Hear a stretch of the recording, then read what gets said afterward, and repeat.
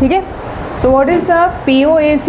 POAC is principle of atom conservation. ठीक है, principle of atom conservation. JEE में आपको जनरली क्वेश्चन पूछा जाता है इसके ऊपर। ठीक है, बहुत आसान सी चीज़ है ये भी। और एक आपने क्या सीखा था, स्टीशियोमेट्री कुछ, हाँ बोर्ड में नहीं आएगा लेकिन सीख लीजिए, आपके लिए आसान हो जाएगा, है ना। नई चीज़ सीखने में कोई प्रॉब्लम नहीं होती, यू कैन अप्लाई इट, तो आपका काम फास्ट हो जाएगा। ओके, एक आपने सीखा है क्या, मोल कॉन्सेप्ट। ठीक है, मोल कॉन्सेप्ट में हमने जो स्टीशियोमेट्री किया है, generally we apply what, unitary method. आप क्या करते हैं यहाँ पे, what is the other requirement for this? Stoichiometry के लिए क्या मैंने रिक्वायरमेंट बोली थी, बैलेंस्ड इक्वेशन, है ना। क्या सीखा था आपने, बैलेंस इक्वेशन। अगर आपका इक्वेशन यहाँ पर बैलेंस नहीं है तो फिर ये मेथड आप अप्लाई नहीं कर सकते। ठीक है, नॉर्मली जो अभी तक आप सीख चुके हैं, कोई भी इक्वेशन है उसमें पूछेंगे कि रिएक्टेंट गिवन है, what amount of product will be form by this amount of reactant, right. ये सीखा है कि नहीं सीखा है? मिक्सचर सीखा था आपने, फिर आपने परसेंटेज प्योरिटी सीखी थी। तो वो सब के लिए what was the required condition, we need balance equation. अब जो आप सीखने वाले हैं इसमें क्या है कि for this POAC method you don't need balance equation, do not require balancing of equation. ठीक है, और ये मेथड आपका मोस्टली कब एप्लीकेबल है, जब आपको बहुत सारे, कब एप्लीकेबल है, अब आपकी बुक अभी तक आई नहीं है, उसमें क्वेश्चंस आपको मिल जाएंगे या प्रॉब्ली इसमें भी होंगे मॉड्यूल में। मान लीजिए आपने A से स्टार्ट किया, any reactant, and after a given set of reactions finally you are getting product. ठीक है, और मिडिल के रिएक्शंस आपको पता नहीं है। देखिए, सिंपल रिएक्शंस आप फ्रेम कर सकते हैं, लेकिन अभी जब आप क्वेश्चन करेंगे तो आपको नहीं समझेगा कि बीच में क्या रिएक्शन हुआ, किससे क्या प्रोडक्ट बना, समझे। तो जब आपको रिएक्शन ही पता नहीं है तो बैलेंस कहाँ से कर पाएंगे? बात समझ में आ रही है ना, जब पता ही नहीं हो क्या रहा है तो how would you balance the reaction. तो इसलिए इस तरह की सिचुएशन में जनरली हम क्या अप्लाई करते हैं, POAC। ठीक है, चलो तो POAC का अभी कॉन्सेप्ट समझिए क्या है। एक एग्जांपल लेते हैं, फॉर एग्जांपल KClO3। ठीक है, what was the name, potassium chlorate. ठीक है, पोटेशियम क्लोरेट को जब आप हीट करते हैं, यू नो दिस इक्वेशन, हमने यूज़ किया था इसको, क्या बनेगा, यस बोलिए, KCl प्लस O2। ठीक है, तो यहाँ पर क्या बोला जाता है कि हम क्या करते हैं, एटम को कंजर्व करते हैं। ये आप समझिए कि एटम जो है, लाइक KCl जो फॉर्म हो रहा है ना, उसमें जो क्लोरीन आ रहा है कहाँ से आ रहा है, यहाँ से आ रहा है। तो जो भी यहाँ पर number of chlorine atoms available होंगे वही क्या बनाएंगे, KCl बनाएंगे, राइट। जितने भी यहाँ पर Cl अवेलेबल होंगे वो क्या बनाएंगे, KCl में जाएंगे। यानी क्लोरीन एटम कैसा है, यहाँ पर कंजर्व है, और रिएक्शन अभी हमने बैलेंस नहीं की है। ठीक है, तो आपको क्या करना होता है, जो भी एटम को आप कंजर्व करके, मान लीजिए क्वेश्चन में आप उसने आपसे ऑक्सीजन पूछा है तो हम ऑक्सीजन को कंजर्व करेंगे, क्लोरीन पूछा है क्लोरीन को करेंगे, पोटेशियम पूछा है पोटेशियम को करेंगे। ठीक है, आपको क्वेश्चन पढ़ के समझ में आएगा। तो यहाँ पर क्या होगा आपका, देखिए, नंबर ऑफ क्लोरीन एटम, मैं अभी क्लोरीन को कंजर्व करी। ठीक है, ध्यान से समझ लीजिए, पहले बाद में लिखेंगे, नंबर ऑफ क्लोरीन एटम, ठीक है, present in KClO3, number of chlorine atom present in KClO3 into n KClO3, number of moles of chlorate।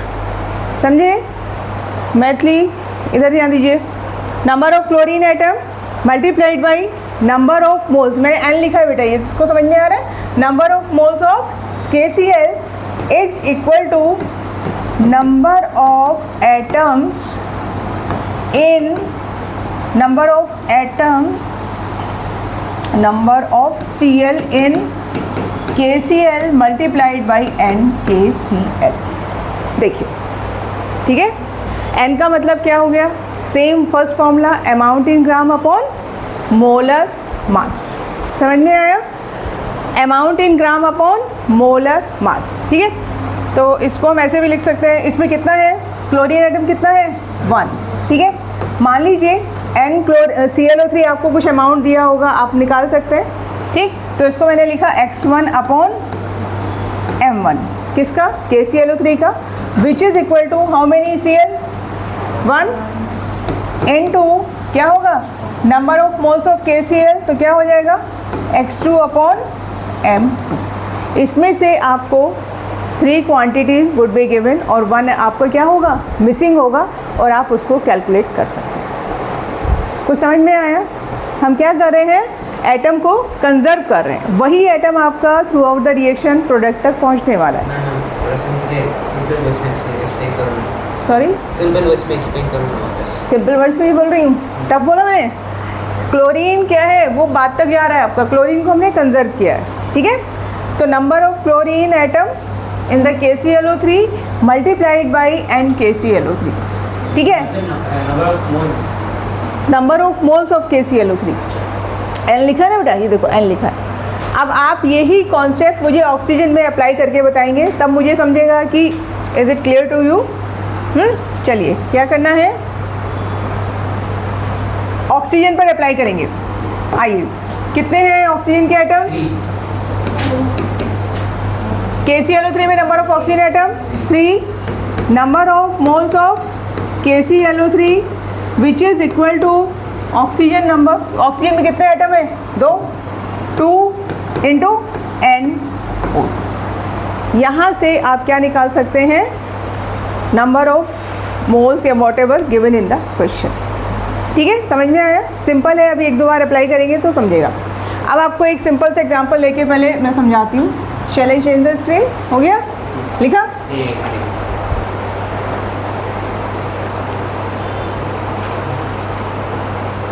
अगर आप इक्वेशन बैलेंस कर पा रहे हैं बहुत अच्छी बात है, तब यूनिटरी मेथड जो आपने सीखा है वो अप्लाई कर दीजिए, otherwise this is also very good, ठीक है, फास्ट काम करने के लिए।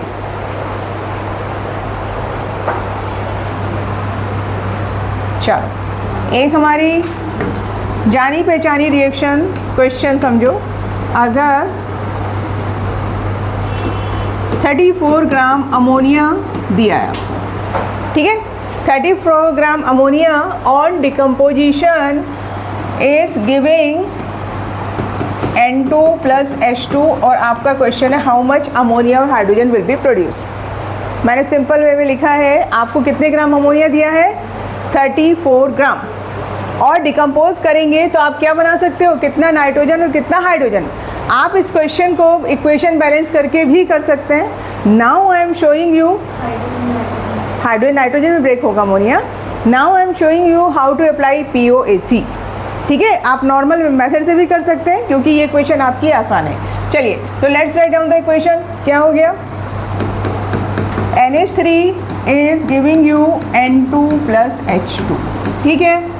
इस इक्वेशन को मैं बैलेंस नहीं करी because I want to solve it with the help of POAC। यहाँ तक कोई कंफ्यूजन?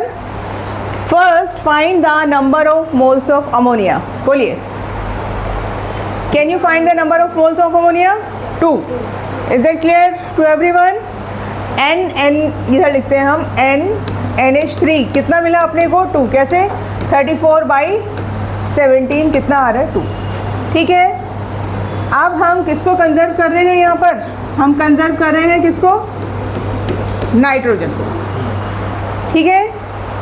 अभी सब लोग इधर ध्यान देंगे, देन राइट इट। नाइट्रोजन को कंजर्व कर रहे हैं, कितने एटम है नाइट्रोजन के? 1। ऊपर हमने ऐसे किया था 1, किससे मल्टीप्लाई करना है next? Number of moles of ammonia कितने आ गए? 2।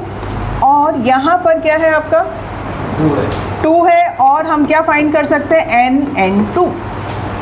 क्या फाइंड कर सकते हैं? Number of moles of nitrogen. हाँ, ठीक है। तो N2 कितना मिला आपको? 2 से 2 कैंसिल हो गया, कितना मिला? 1। Can you find the amount of nitrogen in gram? कितना? 1 मोल है 28 ग्राम। समझ में आया? ये क्या मिला आपको? 1 मोल का मतलब कितना नाइट्रोजन हो गया? 28 ग्राम। अगर आपको वॉल्यूम पूछा जाए तो कितना हो जाएगा? 22.4 लीटर वॉल्यूम एट STP। कुछ समझ में आया क्वेश्चन? हमने इक्वेशन बैलेंस नहीं किया, आप बैलेंस करके भी करेंगे, then you will get the same answer. Okay, next आइए, हाइड्रोजन आप ट्राई करना चाहेंगे? हाइड्रोजन ट्राई कीजिए, कितना आ रहा है? हाइड्रोजन में नंबर ऑफ हाइड्रोजन एटम्स कितने हैं? अमोनिया में 3, नंबर ऑफ मोल्स कितने हैं? 2। ठीक है, ये हम हाइड्रोजन को कंजर्व कर रहे हैं। देन हाँ, 2 × NH2। ठीक है, तो NH2 कितना आ रहा है बेटा? 3 मोल्स। और ग्राम में कितना हो जाएगा? कितने ग्राम हो जाएगा हाइड्रोजन? बोलिए। 3 मोल्स हैं, ग्राम कितना होगा? 1 हाइड्रोजन इज 2 मोलर मास 6 ग्राम। कितना आएगा? 6 ग्राम। देखो आसान है कि नहीं है ये? है ना? अब आपको एक्चुअल क्वेश्चन के दर्शन कराती हूँ कैसे आते हैं। ये तो एग्जाम्पल लिया था समझने के लिए। चलिए,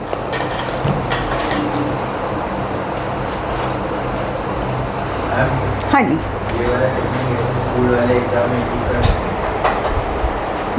आपकी टीचर ने नहीं सिखाया ना स्कूल में, तो मत करिए, है ना? अभी तक हमने स्कूल में ये सिखाते नहीं है, this is only for JEE. आप यूज़ करके करेक्ट आंसर फाइंड कर सकते हो, देन वो सब कर लीजिए अलग से, बट मेथड में नहीं दिखाएं तो अच्छा रहेगा। आपके उसी के ऊपर आते हैं क्वेश्चन, ये आपका अलग टाइप के क्वेश्चंस के लिए है। ठीक है, चलिए आप देखो ये क्वेश्चन, ये अगेन आप कर सकते हैं दोनों मेथड से। क्वेश्चन नोट डाउन करेंगे एक बार। व्हाट वेट ऑफ AgCl, थोड़ा सा फास्ट लिखेंगे, तो weight of AgCl we need to find. ठीक है, what weight of AgCl will be precipitated when a solution containing NaCl plus AgNO3। ये देखिए आपने दो सॉल्यूशन को मिक्स किया है, ठीक है, और आप दोनों की रिएक्शन से वी विल गेट AgCl और आपको इसका वेट फाइंड करना है। ठीक है, और यहाँ पर 4.7 ग्राम NaCl लिया उसने और 5.77 ग्राम क्या लिया है? AgNO3। ठीक है, तो सबसे पहला काम क्या है, आप क्या करेंगे? नंबर ऑफ मोल्स फाइंड कीजिए। First find the number of moles of NaCl as well as AgCl। NaCl is 58.5 और AgNO3 आएगा आपका 170। चलिए मैं आपको लिख देती हूँ मोलर मास। AgNO3 कितना है? 170 एंड दिस इज 58.5। ठीक है, तो first thing find the NaCl और दूसरा हमें क्या फाइंड करना है? AgNO3। ठीक है, 4.77 upon 58.5 which is next 5.77 upon 170। Approximate answer आप निकाल सकते हैं। चलिए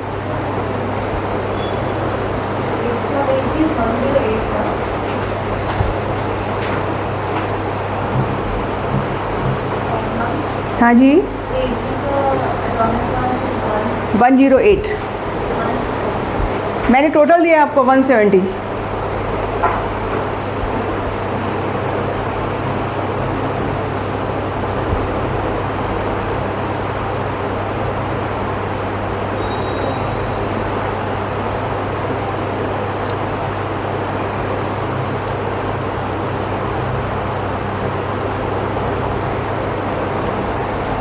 आप इसको यूनिटरी मेथड से भी कर सकते हैं, लेकिन अभी POSC करेंगे।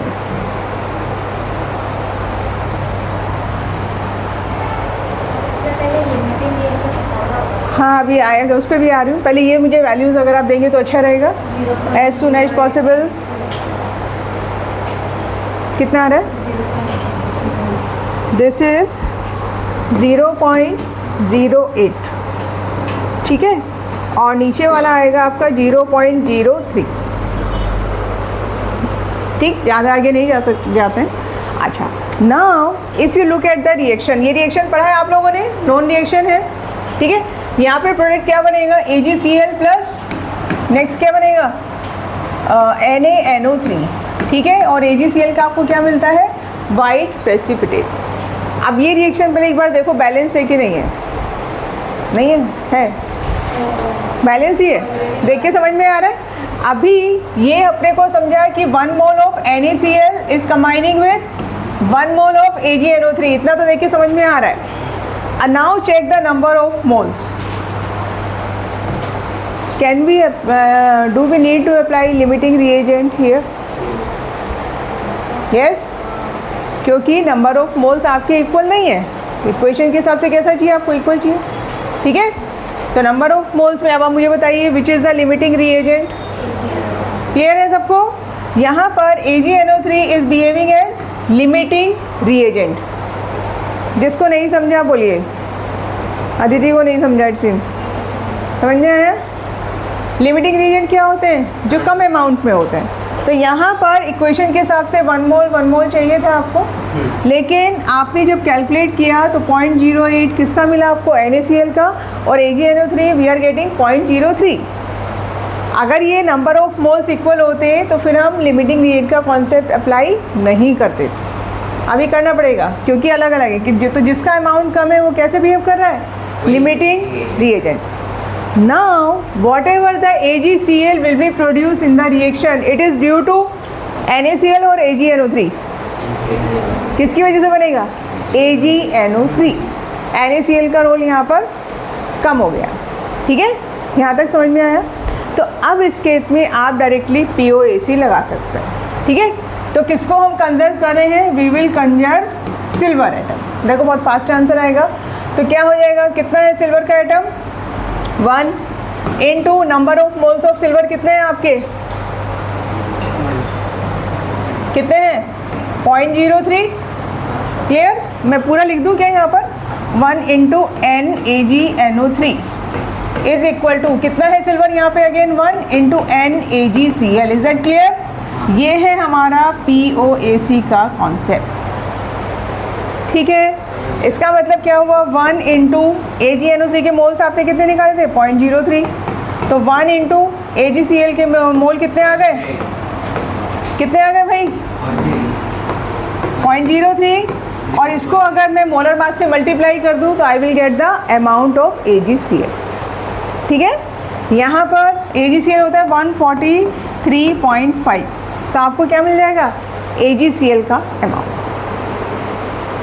ये क्वेश्चन आप दोनों तरीके से कर सकते हैं, यूनिटरी मेथड से भी कर सकते हैं और POAC से भी कर सकते हैं।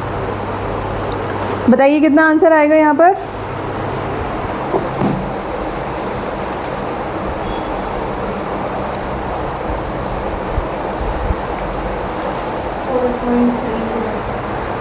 यस। कॉन्सेप्ट समझ में आया भाई सबको, आरुषि क्लियर है? हाँ, क्या करना है, समझ में आया? चलो आप एक और क्वेश्चन देखिए।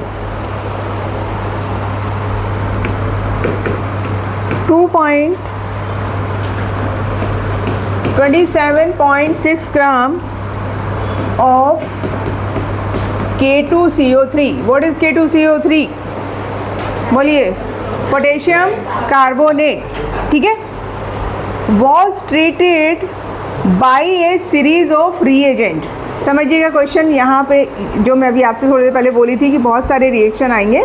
तो क्या बोला उसने, this much gram of K2CO3 was treated by a series of reagent, बहुत सारे, so as to convert all of its carbon, ठीक है।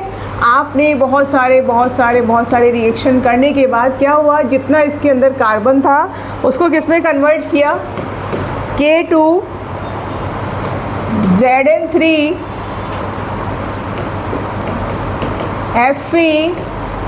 FeCN6 whole twice. अब देखो ये एक रिएक्टेंट है आपका K2CO3, प्रोडक्ट आपका क्या बन रहा है, ये प्रोडक्ट बन रहा है। If I ask you to write down the reaction happening in between, लिख सकते हो आप, नहीं लिख सकते, पता ही नहीं है, कहाँ से जिंक इंट्रोड्यूस हुआ है, कहाँ से क्या आ रहा है। तो यहाँ पर हमारा फोकस किसके ऊपर रहेगा, किसकी बात करी है उसने, कार्बन की बात करी है, ठीक है। When this much gram of K2CO3 after a series of reaction is converted into this product, और उसने क्या बोला है कि जितना इसके अंदर कार्बन है वो सारा यहाँ पर आ गया, राइट। कार्बन को कंजर्व करना है, उसने कार्बन की बात की है आपसे, it means you have to conserve the carbon atom, ठीक है। What you have to find, calculate the weight of product. क्या है क्वेश्चन आपका, calculate the weight of product, ठीक है। This question can not be solve on the basis of stoichiometry. 39, ठीक है। तो यहाँ पर कॉन्सेप्ट बदलाइए, क्या बनाएंगे हम, POAC किसको कंजर्व करना है, आपको कार्बन एटम को कंजर्व करना है, ठीक है। हाँ भाई, कौन हेल्प करेगा, आप हेल्प करोगे मेरी रिएक्शन लिखने में, बोलिए। POAC में हम कैसे अप्लाई करेंगे, yes, number of carbon atoms multiply by N K2CO3, ठीक है, इज इक्वल टू, अब मुझे बताइए यहाँ पर कितने कार्बन एटम्स हैं, 12, ठीक है। सबको समझ में आ रहा है, 6 इधर है और 2 बाहर हैं, कितने हो गए टोटल, 12।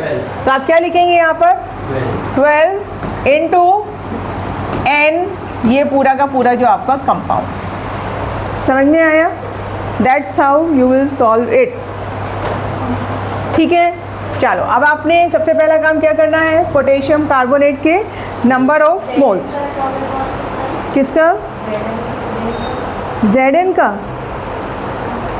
मैं आपको अभी ओवरऑल बता देती हूँ, ये आएगा आपका 698, ठीक है। मैं बता देती हूँ आपको, ये आएगा आपका this one is molar mass 698, और ये आएगा आपका हाउ मच, 138, ये है बेटा 138, ठीक है। अब आप इसको सॉल्व करके आंसर निकाल सकते हो आराम से, number of carbon atom 1 into 27.6 upon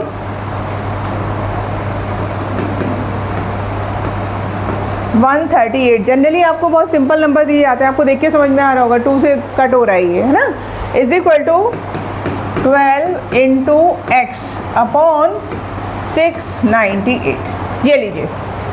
आप इसको सॉल्व करेंगे तो आपका आंसर आ जाएगा।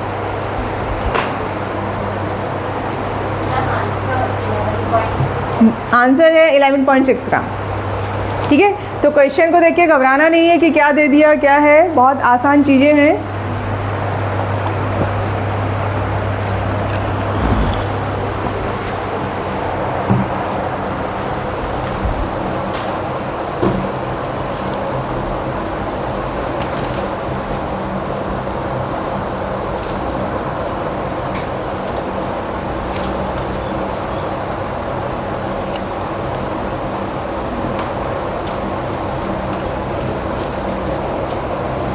एक आप लोग ट्राई करना चाहेंगे क्वेश्चन इसी टाइप का, ये सबको समझ में आया मेथड, क्यों भाई, क्लियर है, कोई कंफ्यूजन, आदित्य, सोहम, अक्षय, विश्रुत, बोलो, समझ में आ रहा है। चलो, अब एक क्वेश्चन आप लोगों के लिए, आप ट्राई कीजिए। वेट ऑफ प्रोडक्ट, हाँ तो वो आएगा ना, एक्स से आएगा ना wait of product,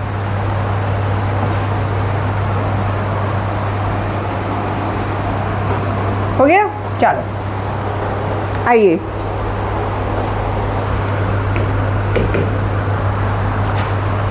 .32 mole of LiAlH4 lithium aluminium hydride in ether solution was placed in a flask and 74 gram of tertiary butyl alcohol। ठीक है, इसमें मैं थोड़ा सा लिख रही हूँ आपको समझाने के लिए बस। 74 ग्राम, ठीक है, 74 ग्राम यानी 1 mole of ether, no ether नहीं, टर्शरी ब्यूटाइल अल्कोहल। समझिए, इतने मोल्स ऑफ LiAlH4 और टर्शरी ब्यूटाइल अल्कोहल को आपने मिक्स किया कंटेनर में, ठीक है। और जो प्रोडक्ट बना इन दोनों के रिएक्शन से, जो प्रोडक्ट बना आपका, प्रोडक्ट देखिए प्रोडक्ट क्या बना, LiAlHC12H27O3। कभी देखा है ऐसा प्रोडक्ट, LiAlHC12H27O3, और इसका weight, the product this weight 81.28 gram, ठीक है। प्रोडक्ट का वेट आपको कितना मिला, 81.28 ग्राम, ठीक है। अब ये क्वेश्चन में आपको प्रूव करना है कि whether lithium atom is conserved or not. In this reaction, prove that lithium atom is conserved or not. कैसे प्रूव करेंगे बताइए।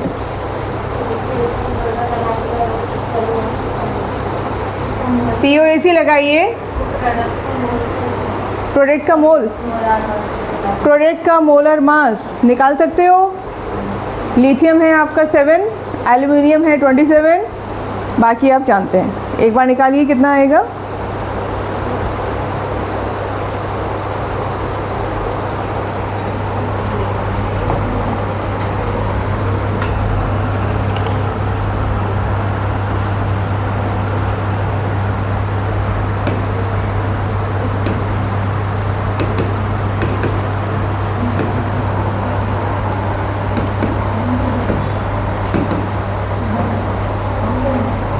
मुझे बताइएगा जब आपका हो जाए कैलकुलेट।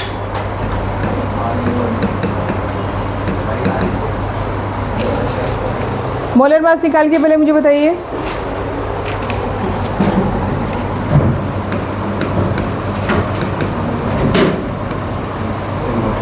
हाँ जाइए,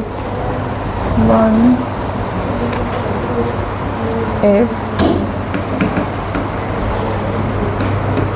lithium atom is conserved।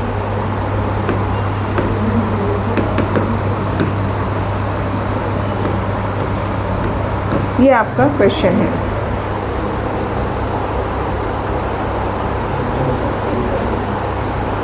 इसका क्या मतलब है क्वांटिटेटिव, ये जो वर्ड लिखा है इसका मतलब क्या है, देखिए क्वेश्चन को समझो पहले। इसका मतलब ये है कि आपका जो रिएक्टेंट है that is 100% is changing into product. समझ में आया, 100% किस में चेंज हो रहा है, प्रोडक्ट में चेंज हो रहा है। जितना आपके पास लिथियम यहाँ पर है उतना ही आपका प्रोडक्ट का अमाउंट आना चाहिए, यानी number of moles on the both side should be same, number of moles on the both side should be same by applying POAC, ठीक है। तो पहले POAC वाली लाइन लिखेंगे, क्या होगा यहाँ पर POAC बोलिए, किस किस के बीच में लगाएंगे। Okay, let's write like this, LiAlH4, ठीक है। और सारे प्रोसेस के बाद किस में कन्वर्ट हुआ ये, LiAlCH12H27O3, इसका मोलर मास निकाला क्या, ये वाले प्रोडक्ट का 254, हाँ ये कितना आएगा 254। आपको क्वेश्चन से क्या समझा, 0.032 मोल, ठीक है ना। और ये कितना बना रहा है आपको प्रोडक्ट का अमाउंट कितना मिल रहा है, 81.28 ग्राम। देखो दो तरीके हैं, आप डायरेक्टली इसके नंबर ऑफ मोल्स निकाल सकते हो, है ना। पहली चीज़ ये देखो, दोनों में लिथियम एटम कितना है, 1, लिथियम को हमने कंजर्व किया है, तो जो नंबर यहाँ भी 1 है और इधर भी कितना आ रहा है 1, तो आपको जो नंबर ऑफ मोल्स इधर है दैट शुड बी देयर। तो आप डायरेक्टली यहाँ पे नंबर ऑफ मोल्स निकालेंगे तो कितना आएगा 0.032, हो रहा है, आ रहा है, ठीक है। और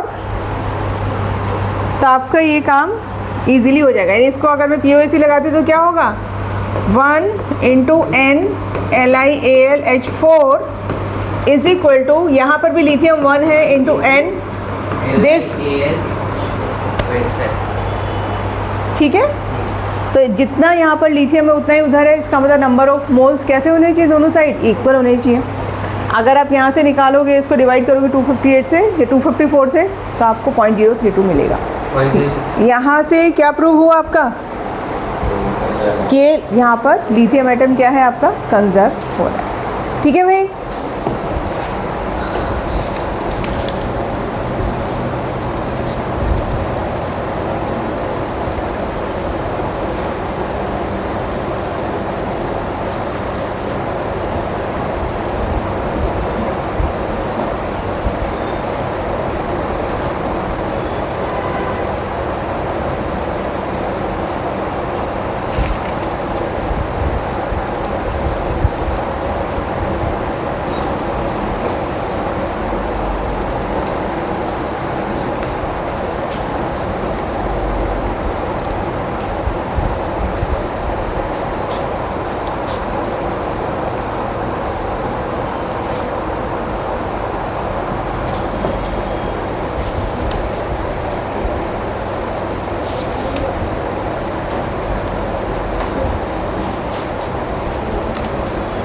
एक और क्वेश्चन अभी दे रही हूँ मैं आपको।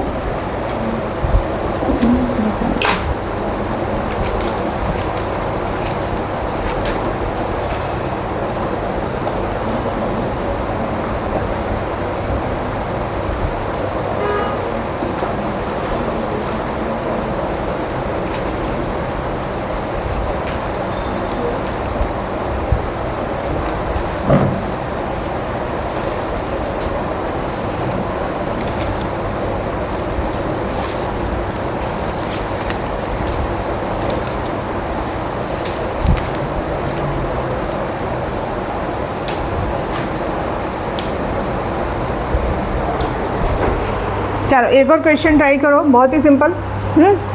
आप उसको दोनों मेथड से कर सकते हैं, लेकिन I want you to solve it through POAC, ठीक है। क्या है question, what weight of oxygen, what weight of O2 will react with 1 gram of calcium, ठीक है, और इसका एटॉमिक मास कितना है 40। चलो POAC से नॉर्मली आप कर लेंगे, आई एम श्योर, ठीक है। POAC ट्राई करो एक बार, हो रहा है नहीं हो रहा है, तो आपको रिएक्शन समझ में आ गई।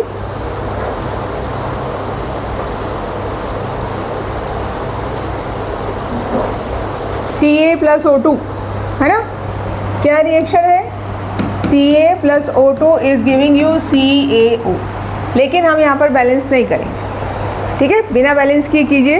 तो किसको कंजर्व करना है आपको, O2 को कंजर्व करोगे या ऑक्सीजन को, हाँ O2 को ही करना पड़ेगा, क्योंकि जितना ऑक्सीजन आपका यूज़ हो रहा है वही आपका CaO में हो रहा है। करो, कितना कितना बोलो बेटा, नहीं बताओ, मैंने सुना नहीं। हाँ ठीक है,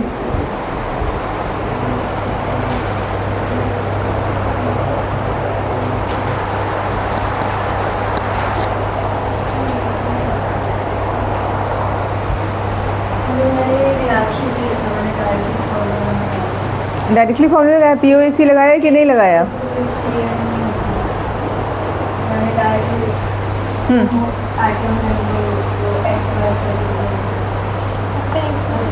ऑक्सीजन को कंजर्व करोगे ना, तो ऑक्सीजन पर ये तो सी दिया। हाँ, अब यहाँ पे क्या होगा, 2 into number of moles of oxygen is here 1 into number of moles of CaO।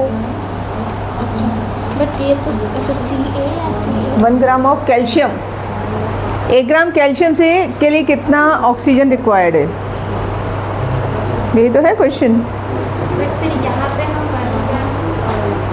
यहाँ पे जो मोल्स निकालेंगे वो इसके होंगे ना,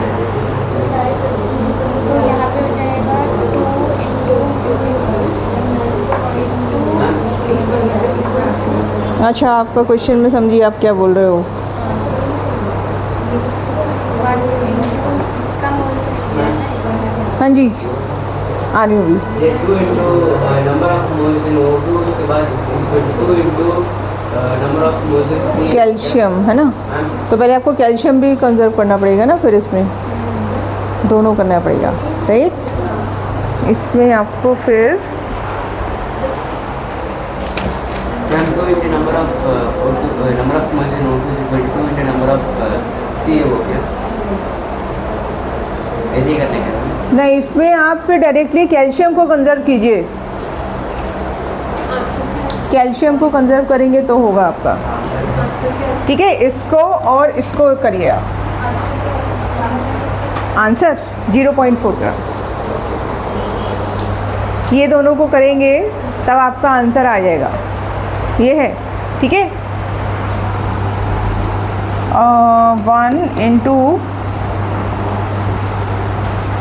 कैल्शियम है आपका 1/40 is equal to 2 into x upon 32, ये आना चाहिए ना, x upon weight of oxygen upon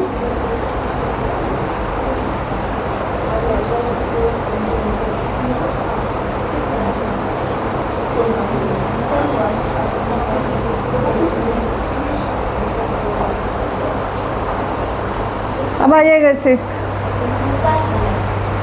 यहाँ पर कितने ऑक्सीजन के एटम हैं? 2, और number of moles of oxygen, ठीक है, हुआ भाई। यहाँ पर आपने क्या किया है, कैल्शियम और ऑक्सीजन की बात की है, तो number of moles of calcium should be equal to number of moles of oxygen, ठीक है।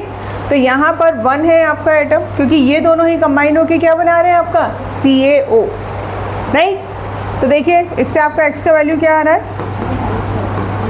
32/80, ठीक है। तो आपका आंसर आया 0.4 ग्राम, ठीक। देखो आपको जो मेथड अच्छा लगे आप वो अप्लाई कर सकते हैं, प्रोवाइडेड कि आपको रिएक्शन नोन है। अगर रिएक्शन आपके लिए अननोन है और जैसे मैंने बोला कि बहुत सारी सीरीज ऐसे लिखा होगा, then you have to apply only POAC, ठीक है। अब आपके पास अभी बुक नहीं आई है, वरना उसमें काफ़ी क्वेश्चंस गिवन है, तो आप प्रैक्टिस कर सकते थे। आ जाइए नेक्स्ट वीक। चलिए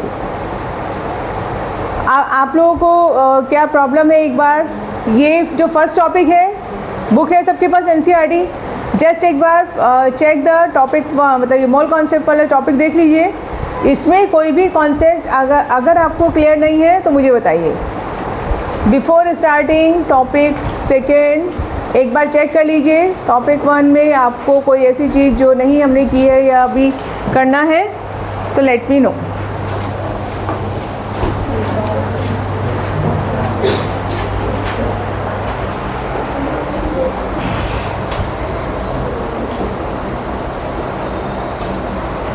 देख लीजिए एक बार, मुझे बताइए।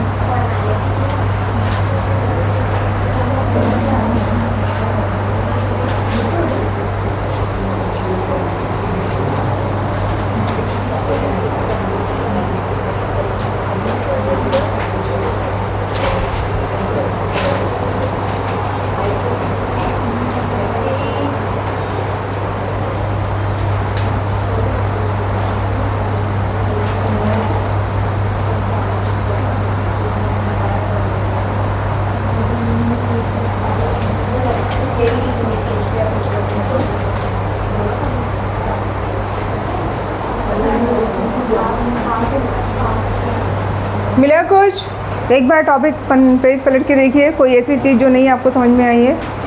टॉपिक 1 बेसिक कॉन्सेप्ट वाला। हाँ जी, हाँ 2 मिनट दीजिए, आ रही हूँ आपके पास। फॉर्मेलिटी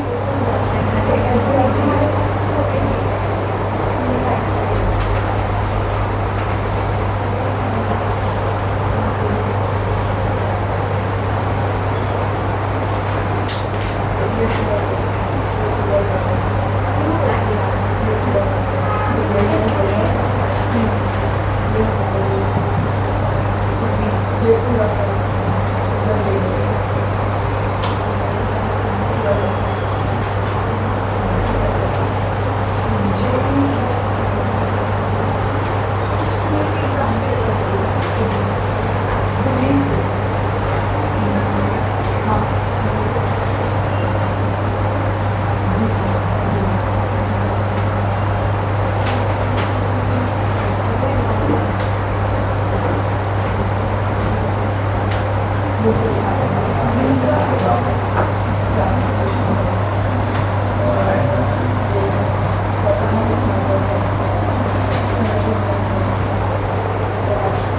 जी, आयरन 56, सॉरी आयरन 56 है बेटा, मैं उठाती हूँ।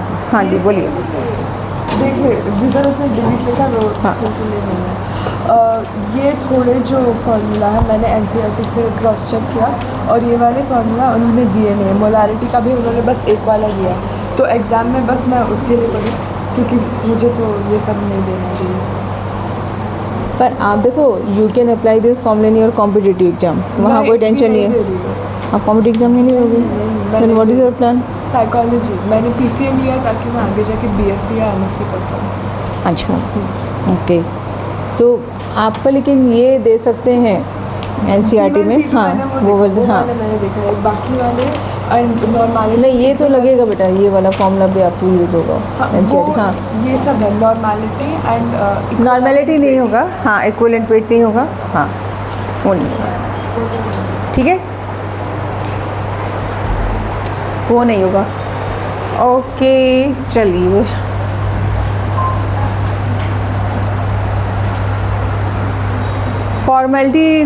फॉर्मल बताती हूँ आपको, है ना, वो रह गया हमारा।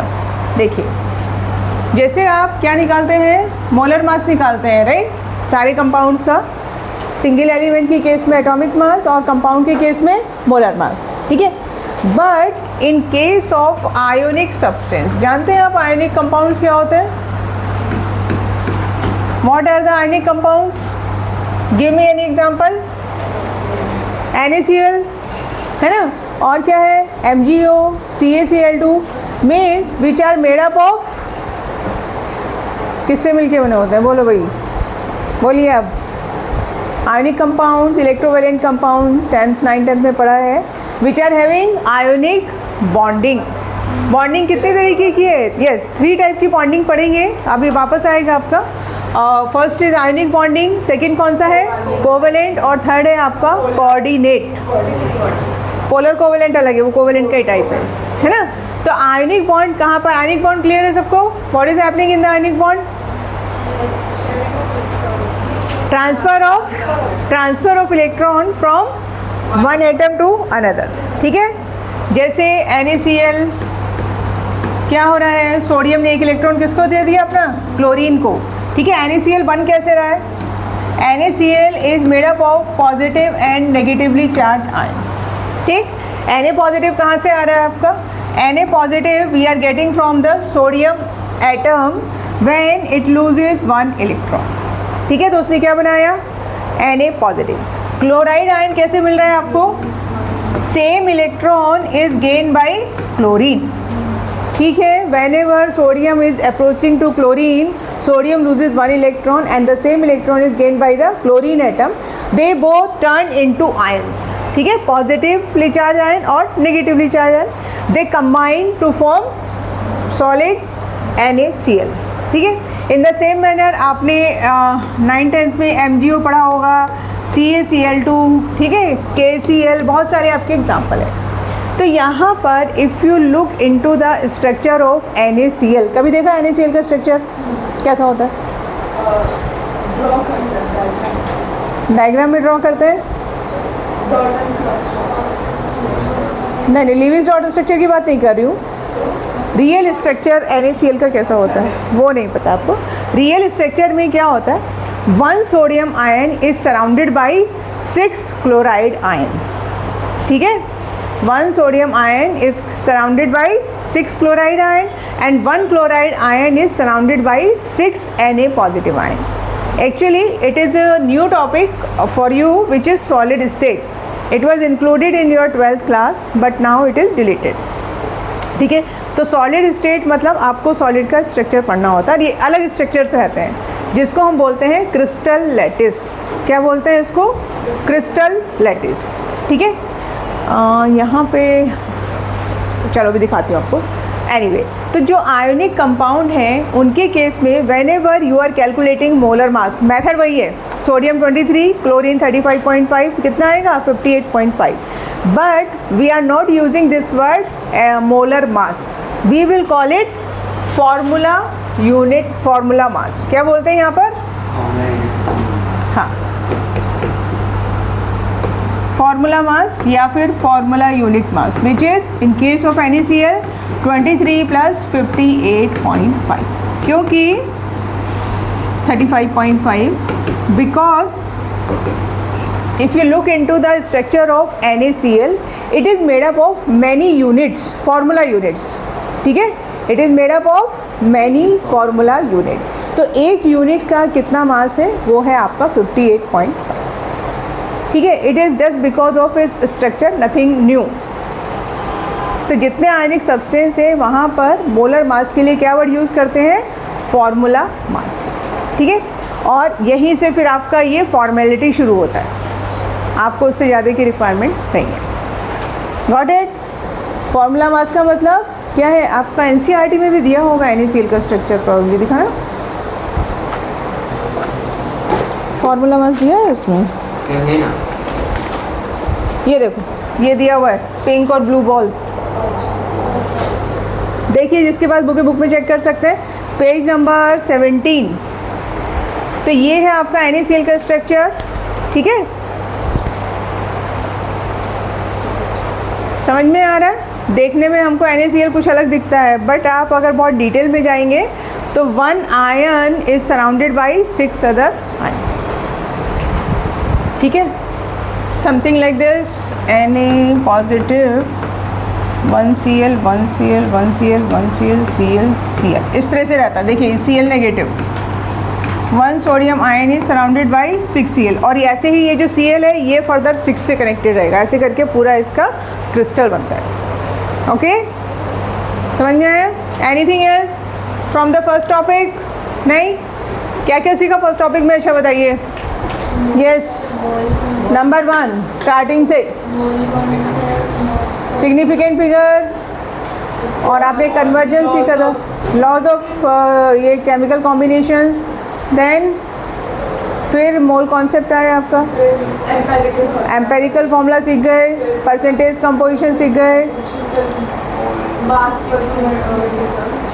Molarity, molality, mole fraction, normality, ठीक है। अभी भी अगर आप जो मैं NAVST की बुक सॉल्व करेंगे तब भी बहुत सारी चीज़ें आएंगी जो अभी आपने पढ़ी नहीं है, तो वो क्वेश्चन स्किप करके चलिएगा, ठीक है। फिर वो बाद में वापस मोल कॉन्सेप्ट करेंगे, समझिए आप बात। अभी उसमें क्वेश्चंस कैसे इक्विवेलेंट वेट के भी आपने नहीं किए, 2-4 क्वेश्चन तो आपके मॉड्यूल में भी मिल जाएंगे। मॉड्यूल हो गया, JEE वार्म अप डन कर लीजिए। फिर अब सेकंड टॉपिक शुरू हो जाएगा, फिर उसके न्यूमेरिकल शुरू हो जाएंगे। जितना फास्ट कर सकते हैं करिए उसको। आपका बैकलॉग नहीं होना चाहिए, ये ध्यान रखिएगा। एक बार आपका बैकलॉग हुआ फिर वो नहीं होता, 2 साल तक भी कंप्लीट नहीं होने वाला है, ठीक है। तो जितना फास्ट आप कर सकते हैं, जो लोग JEE की प्रिपरेशन कर रहे हैं उनके लिए मैं बोल रही हूँ ये बात, ओके।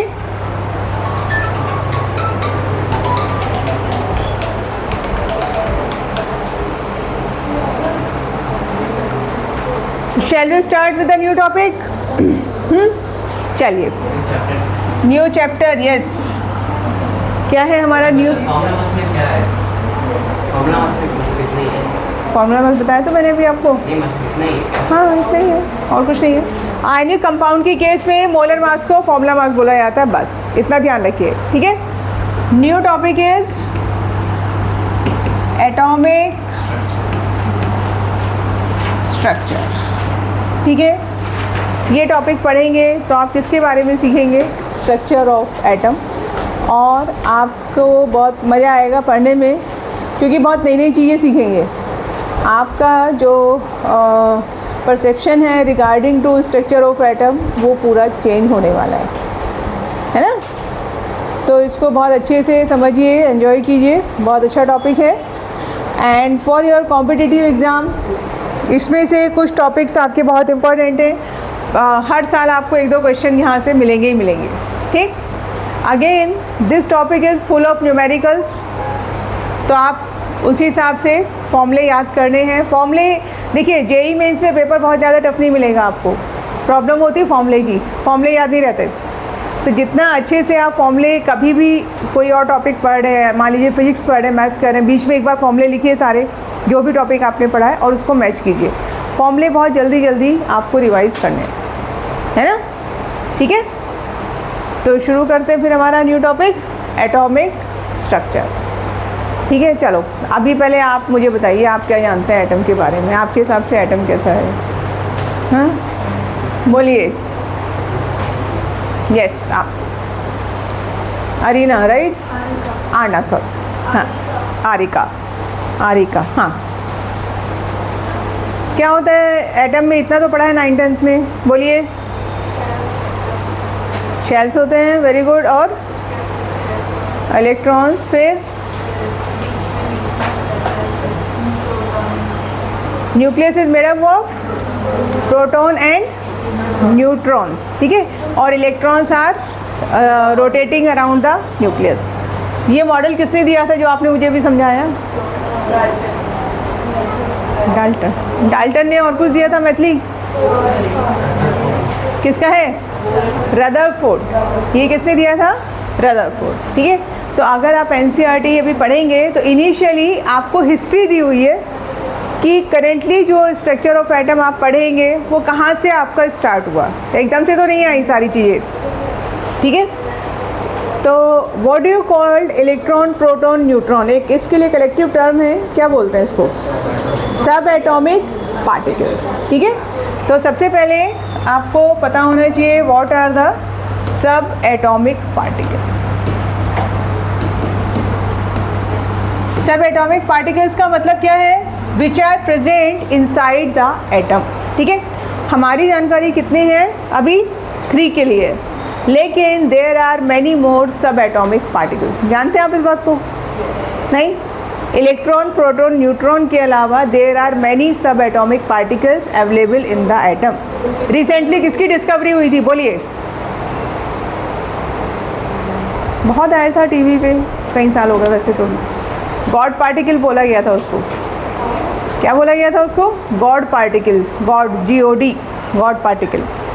सुना है नाम? कभी मौका मिले तो पढ़िएगा ज़रा, ठीक है। दिस इज़ द न्यू सब एटॉमिक पार्टिकल। और इसका जो लाइफ स्पैन है दैट इज़ वेरी शॉर्ट, तो इसलिए बहुत टाइम लगा डिस्कवरी में। अभी उतना डिटेल अपने को नहीं चाहिए, और ये शायद फिजिक्स में भी आपका आएगा। वी विल टॉक अबाउट अभी electron, proton and neutron only, ठीक है। तो यहाँ पर इलेक्ट्रॉन का डिस्कवरी किसने किया? साइंटिस्ट का नेम, आपका 1 मार्क का क्वेश्चन कई बार पूछ लेते हैं नीट में, J.J. थॉमसन, ठीक है। तो ये आप नोट कर सकते हैं, किसने डिस्कवर किया? J.J. थॉमसन, ठीक है। प्रोटॉन, साइंटिस्ट नेम गोल्डस्टीन, ठीक है। थर्ड, न्यूट्रॉन, चैडविक, ठीक है। एक क्वेश्चन आपको पूछ सकते हैं, discovery of neutron was very late. Discovery of neutron was very late, why? क्योंकि उसका लाइफ स्पैन शॉर्ट। नहीं, लाइफ स्पैन शॉर्ट नहीं है, because neutron is neutral atom, right. अभी आपको मैं बताऊंगी कैसे डिस्कवरी हुई है। इलेक्ट्रॉन के ऊपर कौन सा चार्ज है? नेगेटिव। प्रोटॉन के पास क्या है? पॉजिटिव। लेकिन न्यूट्रॉन कैसा है? न्यूट्रल है ना। इट इज़ लाइक दिस कि अभी कुछ आपके मेरे बीच में से रेड कलर की लाइट पास हो, आपको भी नज़र आएगी, मुझे भी नज़र आएगी, ग्रीन भी नज़र आएगी। अब कुछ इनविजिबल गया तो क्या हुआ? मुझे भी नहीं पता, आपको भी नहीं पता। तो ये वही सिचुएशन है कि we can easily identify positively charge species, negatively charge species, but neutral species is very difficult to identify, ठीक है। समझ में आया? यहाँ तक की बात क्लियर है? तो थोड़ा हिस्ट्री से स्टार्ट करेंगे और मैं आपको कहानी सुनाऊंगी, आप कहानी सुनेंगे और उसमें से कंक्लूजन फिर हम निकालेंगे, ठीक है। तो सबसे पहले we will talk about discovery of electron, और ये कहाँ से हुई थी, इसके लिए we need to understand about the cathode rays, ठीक है। कैथोड रेज, ठीक। 1 मिनट में एक डायग्राम पहले एक बार चेक करते हैं आपके लिए मैंने है कि नहीं। हाँ,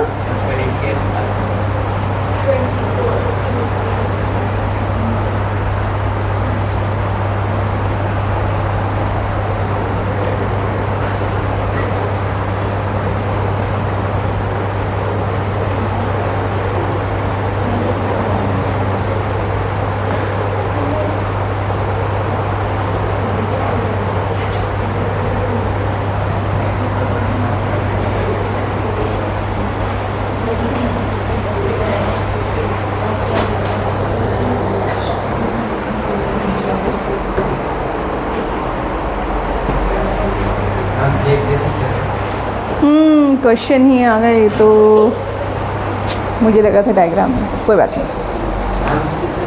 एक दे सकते ब्रेक लेना है पहले, अभी लेना है ब्रेक, चलो ठीक है।